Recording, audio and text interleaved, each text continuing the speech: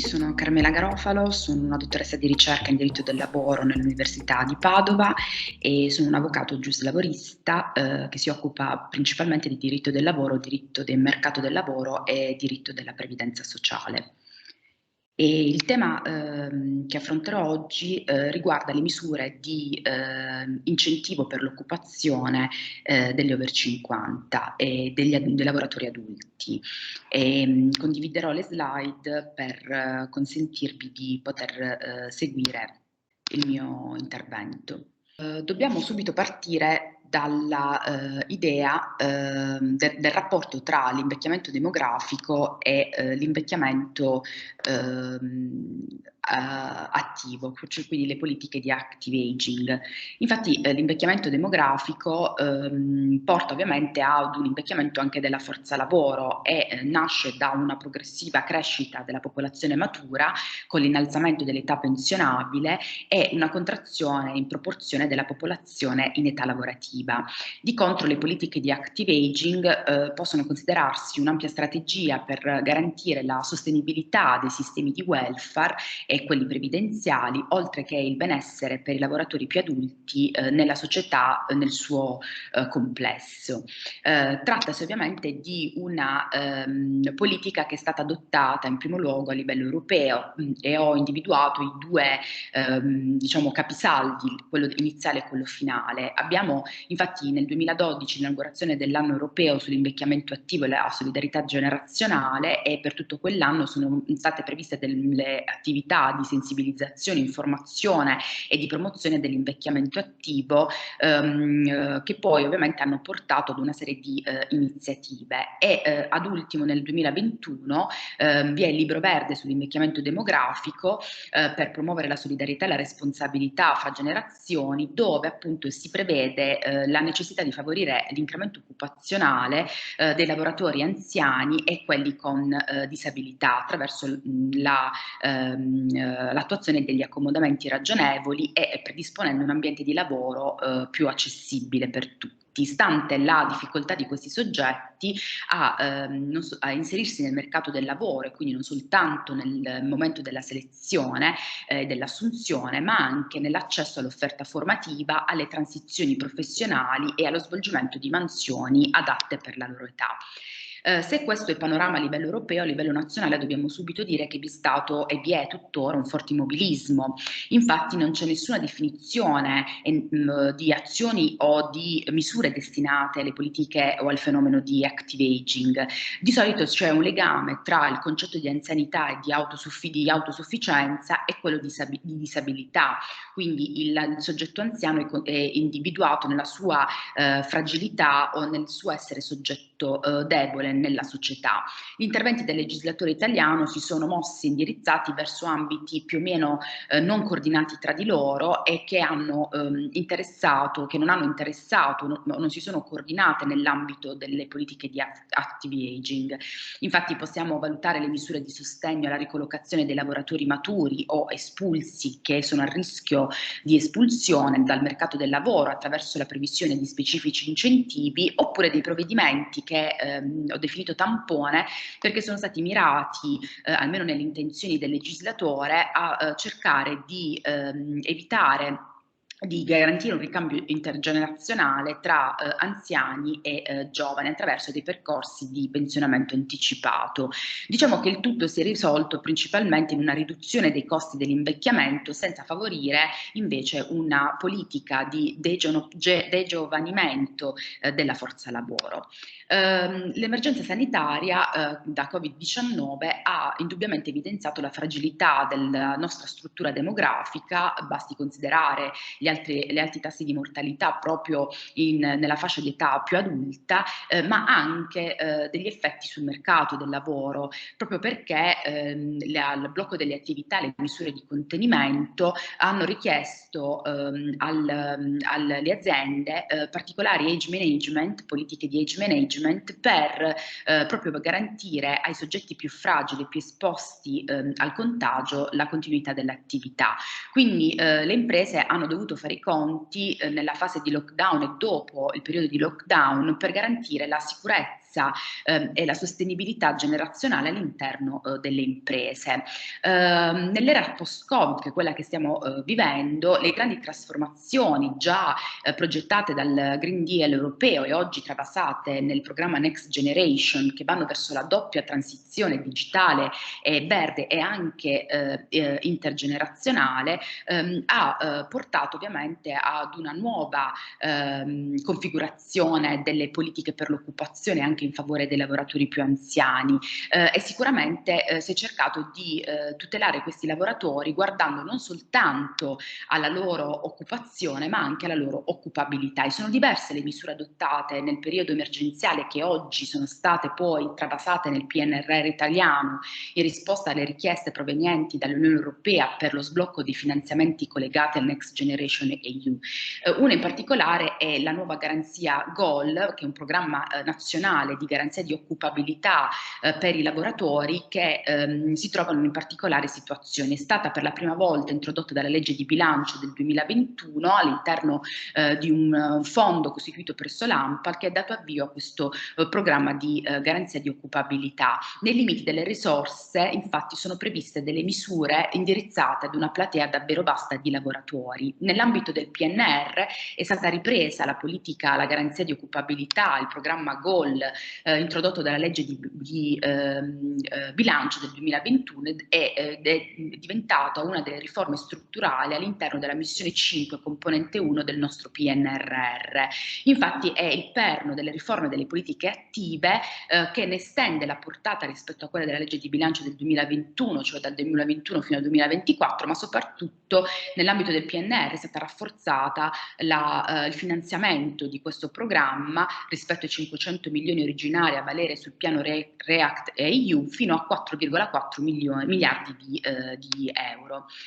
Cosa notiamo? Che c'è un allargamento esponenziale dei soggetti destinatari delle politiche attive di questo nuovo programma, dove troviamo anche gli over 55 collocati tra i lavoratori fragili e vulnerabili, insieme ai NEET under 30, alle donne in situazioni di svantaggio e ai disabili, quindi sempre connotando il lavoratore anziano nell'ambito di quello che abbiamo detto, definito una situazione di vulnerabilità, fragilità e diciamo di non autosufficienza. E quindi nei confronti di questi soggetti ampiamente allargati, tra cui compaiono anche i lavoratori autonomi e i working poor, oltre ai classici soggetti destinatari di ammortizzatori sociali in costanza di rapporto o anche con cessazione del rapporto, le azioni di GOL mirano a personalizzare il percorso di reinserimento lavorativo attraverso 5 percorsi che possono essere percorsi di reinserimento sulla base di riqualificazione o di aggiornamento, ma anche di percorsi di lavoro e di inclusione e percorsi di ricollocazione collettiva. Qual è la caratteristica delle nuove azioni di GOL? Che sono apertamente personalizzate rispetto al profilo che si vuole collocare nel mercato del lavoro e quindi sulla base anche del loro posizionamento al momento della presa in carico dei servizi rispetto al mercato del lavoro. Quindi le azioni di reinserimento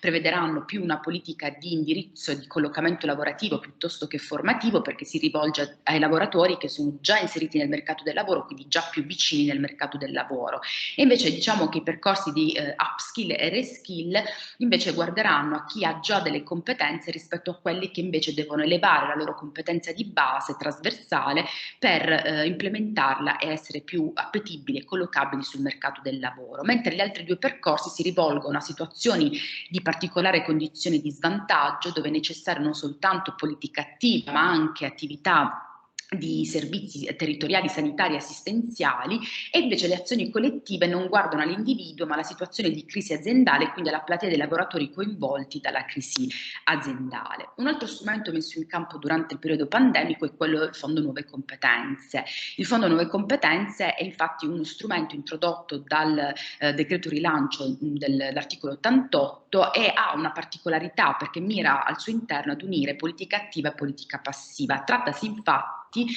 di accordi che il datore di lavoro, che le imprese per esigenze, mutate esigenze organizzative o per innovazione di prodotto o processo deve stipulare a livello aziendale o territoriale con le organizzazioni sindacali comparativamente più rappresentative o con le rappresentanze aziendali per una riduzione dell'orario di lavoro che verrà destinato a percorsi di formazione e di innalzamento delle competenze dei lavoratori impiegati all'interno dell'azienda. Quindi non si finanzia la formazione, ma si finanzia diciamo, la perdita di reddito per quella riduzione oraria, tant'è vero che qualcuno ha parlato di reddito per i lavoratori in formazione. Ed è stato uno strumento visto con particolare interesse sia dagli operatori economici ma anche dalle parti sociali, perché ha determinate caratteristiche, cioè quella di cercare di elevare l'occupabilità e le competenze dei lavoratori che sono ancora occupati, quindi svolge una funzione preventiva e non curativa come gli ammortizzatori sociali. E all'interno di questi accordi,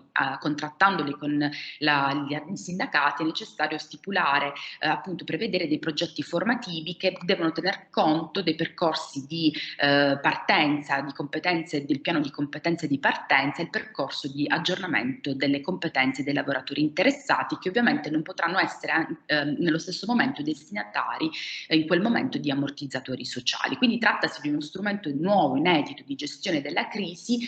che guarda ovviamente non soltanto l'occupabilità interna in quel momento dell'azienda, ma anche alla transizione occupazionale dei lavoratori nel mercato del lavoro, quindi anche ad una competenza esterna.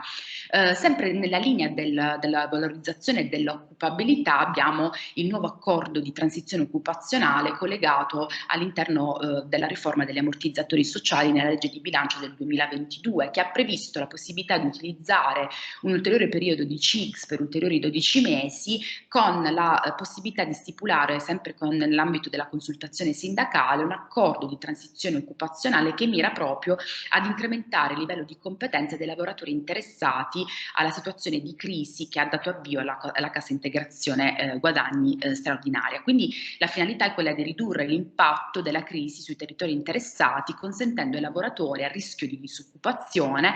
che hanno aggiornato le proprie competenze all'interno di questi accordi di transizione occupazionale di non perdere la loro professionalità, di poterla reimpiegare all'interno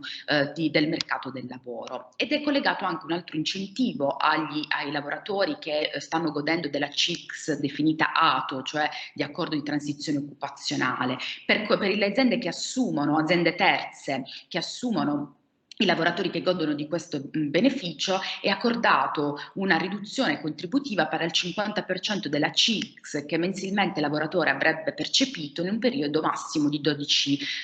mesi. Invece, sempre nell'ambito degli over 50, vi sono degli incentivi mirati all'inserimento lavorativo. Nel panorama italiano non ve ne sono molti, quello più diffuso e comune, anzi l'unico attualmente in vigore, è quello strutturale introdotto dalla legge Fornero, la legge 92 del 2012, destinato agli over 50 disoccupati che possono essere assunti a tempo indeterminato, trasformati da un contratto a tempo determinato a contratto a tempo indeterminato, con la possibilità per i datori di lavoro di godere di uno sgravio contributivo del 50% per 12 mesi, che possono essere elevati a 18 se l'assunzione è ab origine a tempo indeterminato o se nel corso del contratto a tempo determinato vi è una trasformazione a tempo indeterminato del rapporto. Trattasi però di un incentivo collegato all'assunzione di lavoratori